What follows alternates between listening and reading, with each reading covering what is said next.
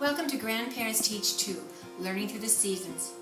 Are you one of the 37% of grandparents who is taking care of grandchildren 3 or more times a week, or perhaps raising your grandchildren? Well, we have some ideas, some ways to reduce stress with you and your child, and also to help you prepare them for school and a lifetime love of learning. Today we're going to talk about how you can use blocks. There are different kinds of blocks, different colored blocks, and they're not just for building, but they're for a lot of different things. And once you start looking at a toy or something in the kitchen, you say, oh, I can use that to help my children learn how to grasp better, or learn their colors, or to just talk to them, sit down quietly to talk to them. Once you start looking that way and thinking that way, just everything you look at seems like something you can use to help your grandchildren become great learners. So let's say you have some blocks and you want to build something together. Maybe you're going to build something for some stuffed animals, and then of course at the end you want to have them put everything away. Well, one thing you can do, because putting things away is always a problem, you can have them put their age away, which if they're about 3 years old, that leaves 3 and the rest is your job.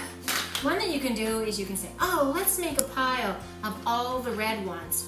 And so they help you do that because you're doing something in little increments. So you throw the red ones over there and you'll keep on making piles of red ones.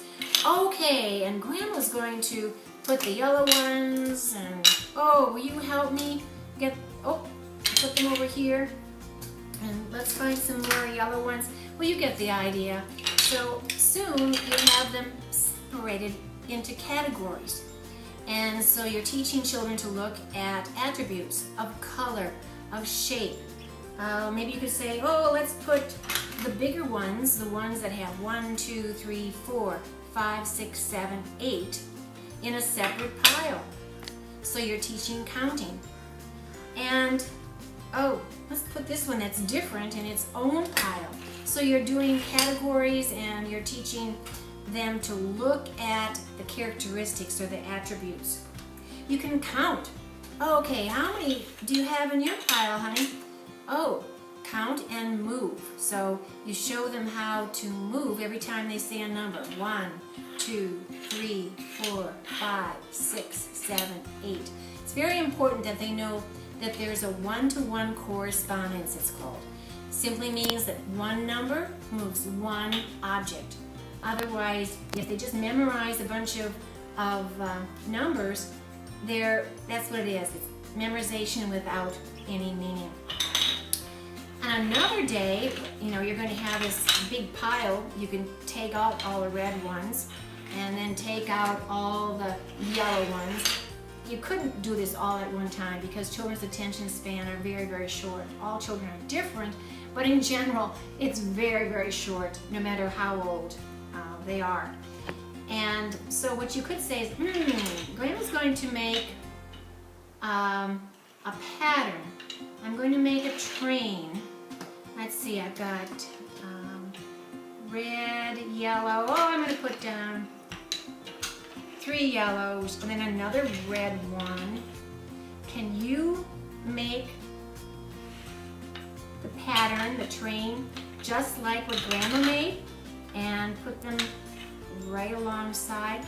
Patterns are very important in teaching math. And I'm going to move this down a little bit so you can see it better. There you go.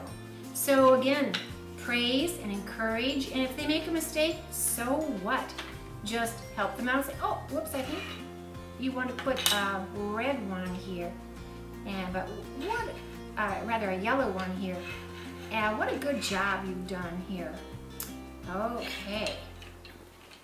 Now, I wonder how high we can make a tower.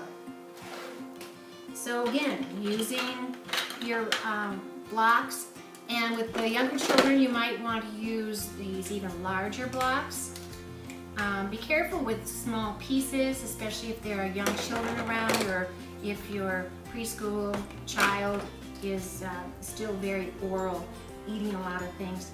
So you can make tall towers, you can make rooms with these for little figures. You can do all sorts of things to teach math. Maybe you can tell a story with these after they've made rooms. You can teach colors. You can do tall towers, shapes. These are squares. These are rectangles.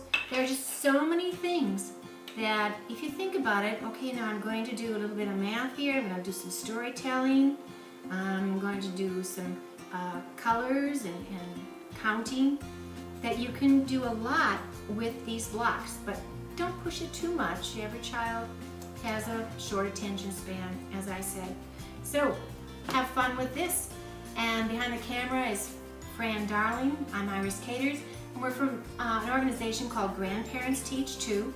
And if you Google Grandparents Teach Too or Learning Through the Seasons, you're going to find us and find our podcasts on WNMUFM.org